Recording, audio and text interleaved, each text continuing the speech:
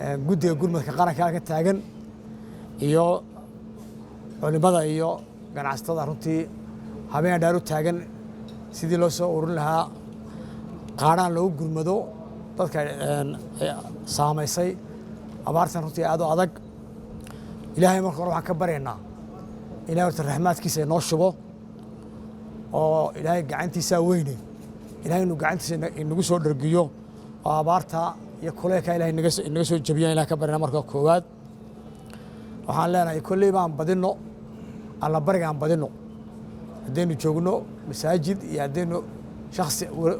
fardi nahayba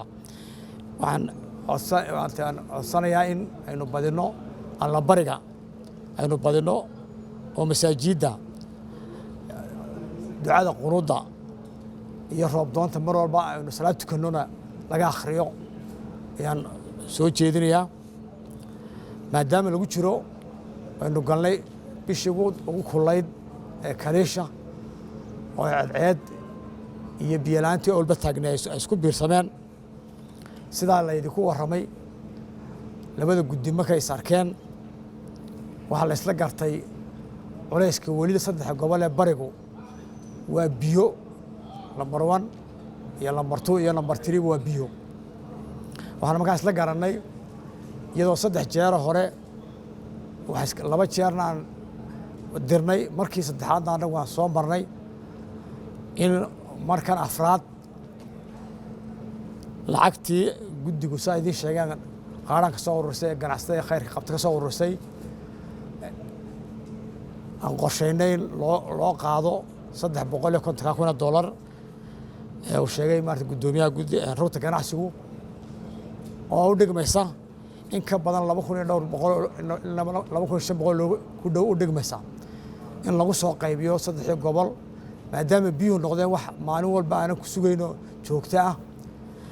oo warkii aan helayna guddiyadii aan wax u dhiibnay shalay laga bilaabo ay iska soo daba dhacaysa in qolo walba ay ka dhamaatay lacagtii hore soo qaybinay ama biyo dhaamiskii hore taasina waxaan ka ballan inaga ahayd haddaynu guddiga nahay dhammaantayo inagoo la kaashayna dadweynahayaga inaan ummaddeennu maanta aynan biyo la'aan inooga dhimanin dad iyo dunyaba oo inta taalkeenu kalena aan joogtayno iyadoo runtii guddiyada hadday tahay guddiga ganacsatada iyo culimada iyo hadday tahay guddiga gurmadka qaranka 24 saacadood haddaan maalin la shirin maalinta labaad habeen dhaar shir saa u taaganahay taasina ay tahay mas-uuliyadda saaran iyo culays jira darteed aanan jecel lahay in ummadda reer Somaliland meel joogto dibadda gudana nala fahamto in culayskaasi aad u weyn yahay